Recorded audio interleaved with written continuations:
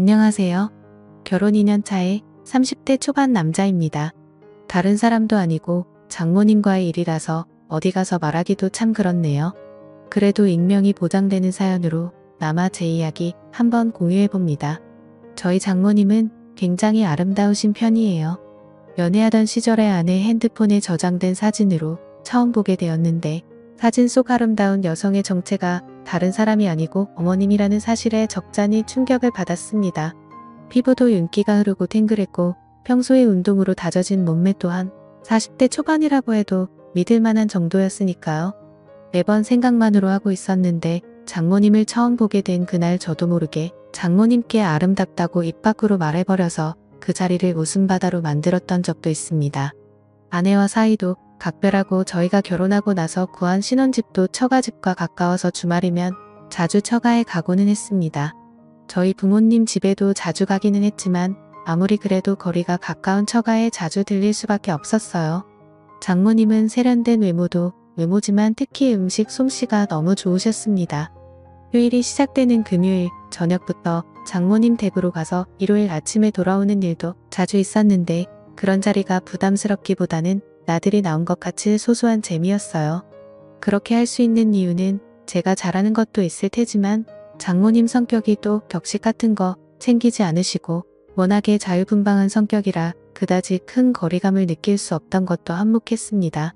당시 신혼생활을 시작한 저와 아내의 고민은 다른 게 아니고 아무리 노력해도 아이가 생기지 않았다는 것입니다. 병원에서 검사를 해봐도 우리 두 사람 사이에 별다른 문제가 있던 것도 아니었고 오히려 병원에서도 이유를 모르겠다는 듯이 나오니 정말 미치고 팔짝 뒤를 노리시더군요. 계산만 잘해서 날 잡으면 좋은 소식이 있을 거라 했지만 그 이후로도 그렇다 할 소식이 없었습니다. 좀처럼 뜻대로 되질 않으니 가끔은 그냥 넘어갈 법한 문제들도 정말 큰 싸움의 이유가 되더군요. 그날도 이세 소식을 모르시는 우리 어머니의 질문에 아내가 투명스럽게 대답을 했고 그걸 볼수록 다툼이 생겨서 분위기가 좋지 않았습니다. 그날이 마침 장모님의 초대로 처갓집에서 하루를 보내기로 한 날이었는데 최대한 다툰 걸 티를 안 낸다고 한 건데 장모님께서는 이미 저희가 도착하자마자 저희 두 사람 표정만 봐도 무슨 일이 있는 건지 단번에 눈치를 챘습니다. 무슨 일이 있었다는 걸 알게 되니 아내가 그 길로 장모님께 와락 안기며 눈물을 흘리기 시작했고 저는 그 자리에서 대역죄인이 돼버렸습니다. 그래도 쉬러 간 처가인데 괜히 불편해져서 이러지도 저러지도 못하고 있는 와중에 장인어른께서 술 한잔하자며 저를 데리고 나서셨어요. 그날 장인어른께 한 소리를 듣기는 했지만 힘이 되는 말도 많이 들었습니다. 응원을 받으며 한두 잔 마시다 보니 어느덧 제 주량의 한계를 넘어섰고 그리고 결국 만취하게 되었습니다. 그래도 기분이 좋은 나머지 처가에 돌아와서 자고 있는 아내를 깨워 고래고래 소리를 질렀는데 술 취했으면 잠이나 곱게 자라는 쓴소리를 듣고 저는 혼자 군대 간 처남이 쓰던 방에서 잠을 자고 일어났습니다. 원래도 아침잠이 없는 편이기는 한데 지난 밤에 먹은 술 때문인가 평소보다 더 일찍 일어나게 되었습니다.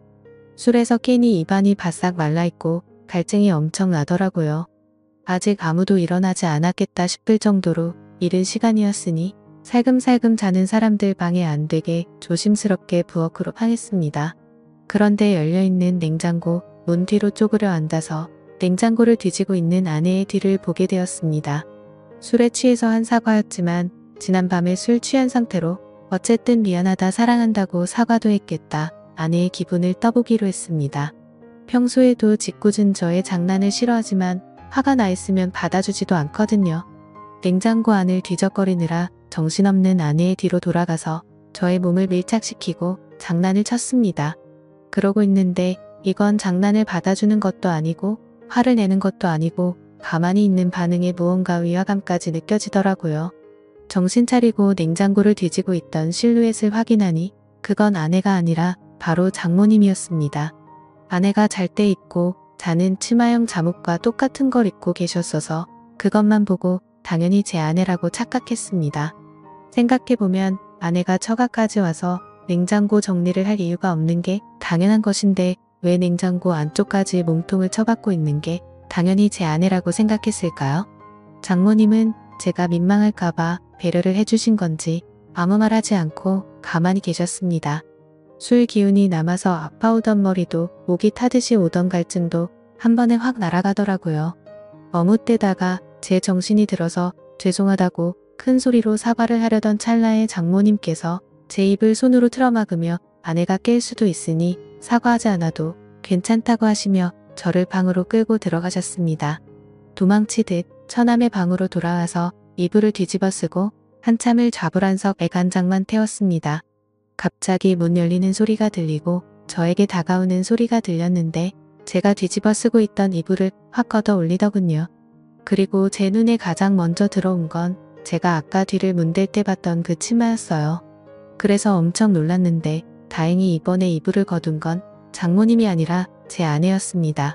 평소보다 과격한 행동에 혹시 장모님께 무슨 말이라도 들은 건가 긴장을 하고 있는데 아내가 아무리 술을 많이 마셔도 그렇지 어른들 다 일어나셨는데 방 안에서 혼자 뭐하냐고 하면서 저를 끌고 나갔어요. 주방에는 아침 식사 준비가 한참이더군요.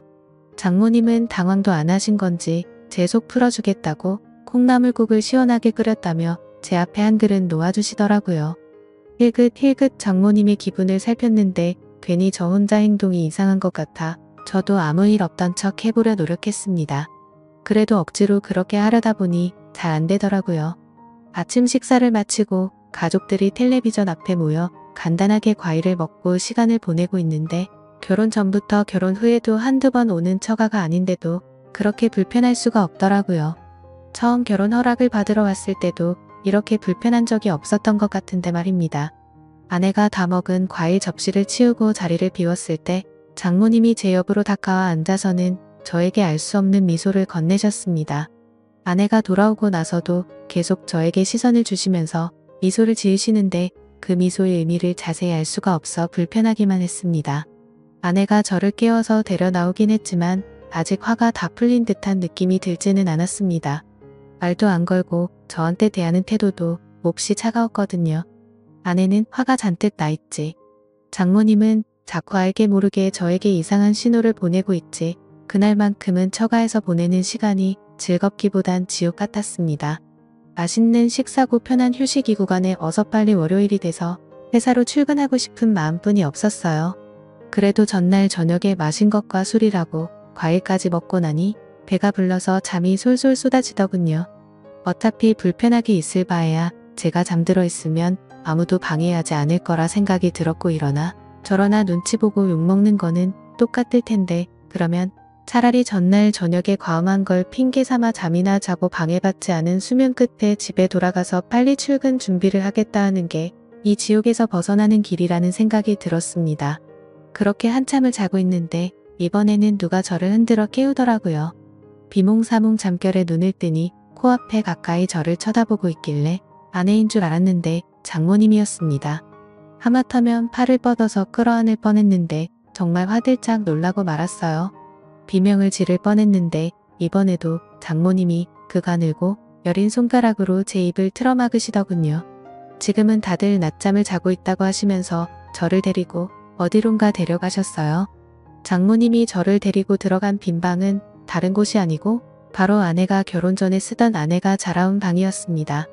매번 방문할 때도 정리가 안 되어 있다는 등 핑계를 대며 저에게 보여준 적이 한 번도 없는 곳이었는데 장모님께서 이번에 저를 위해 열어주신 거예요. 방 안은 깔끔하게 먼지 한 털 없이 정리되어 있었고 그걸 보니 장모님의 손길이 구석구석에서 느껴졌어요. 그 중에 눈에 들어온 건 아내의 화장대 위에 놓여있는 저와 아내가 연애하던 시절에 같이 찍은 사진이었습니다. 그리고 그 옆에는 저와의 이야기를 써놓은 아내의 일기장이 있었어요. 그 안에는 아내가 저를 얼마나 사랑하는지에 대해서 적혀 있었습니다. 아내에게 이런 모습이 있나 놀라고 있던 가운데 장모님께서 아내가 저를 이만큼 아끼고 사랑하니 우리 딸 마음고생 좀 덜 시켰으면 한다고 본심을 말하셨어요. 아침에 제가 다가왔을 때를 말하시면서 이상은 없는 것 같은데 너무 조바심 내지 말고 하다 보면 좋은 소식이 있지 않겠냐고 농담처럼 말도 하셨고요. 그 말을 들으니 다시 아침에 장모님과 있던 일이 떠올라 얼굴이 새빨개졌습니다. 그렇게 아내가 연애하면서 쓴 일기장을 보고 있는데 아내가 소리를 지르며 방 안으로 들어오더군요. 그걸 왜 보냐 그걸 왜 보여줬냐 하며 당황하는데 그 모습이 오랜만에 너무 귀엽게 느껴졌습니다. 장모님 보는 앞에서 아내에게 잘하겠다 약속을 드렸어요. 그리고 그날 저녁에 나온 이 식탁에는 스태미너에 좋다는 음식들로 한 상이 차려져 있더군요. 장어구이를 밥 반찬으로 먹을 거라고 상상도 해본 적이 없었는데 그날 처음으로 장어구이를 밥상에서 먹게 되었습니다. 장모님은 깨알같이 꼬리 부분을 제 밥 위에 집어 올려주시면서 남자가 힘쓰려면 꼬리를 꼭 먹어야 한다며 은근슬쩍 농담을 하시고 아내를 보고는 사위가 그래도 노력하는 것 같은데 너도 빼지만 말고 잘 좀 받아주라면서 농담을 하셨어요. 스태미너에 좋다는 버섯이나 마늘 같은 것도 계속해서 챙겨주시고 철이 지나서 제가 좋아하는 겨울 석화까지는 아니었지만 어디서 굴도 잔뜩 사오셔서 준비해 주셨더라고요. 아시죠? 다들 굴은 아연이 풍부해서 장어 꼬리보다 훨씬 스태미너에 좋다는걸요? 제가 과연 그날 저녁 식사를 한 건지 보양식을 먹은 건지 모를 정도로 기력 보충을 했습니다. 집에 가는 길에도 저녁에 먹고 남은 음식들을 양손 가득 싸주셨고요. 사이 걱정하는 장모님 사랑도 느꼈고 아내가 저를 어떻게 생각했고 얼마나 믿고 있는지도 알게 되었고요. 사실 이 사연을 쓰게 된 가장 큰 이유 중에 하나는 이날을 기점으로 언제인지 정확히는 모르겠지만 오랫동안 기다려온 우리 아이의 소식이 찾아왔기 때문입니다. 저를 응원해준 처가, 식구들과 저를 사랑해준 아내 덕분이라고 생각해요. 이제 행복하고 화목한 가정을 꾸리고 좋은 아빠가 되는 일만 남은 것 같습니다. 지금까지 제 사연을 들어주셔서 감사드립니다. 구독과 좋아요 부탁드려요. 감사합니다.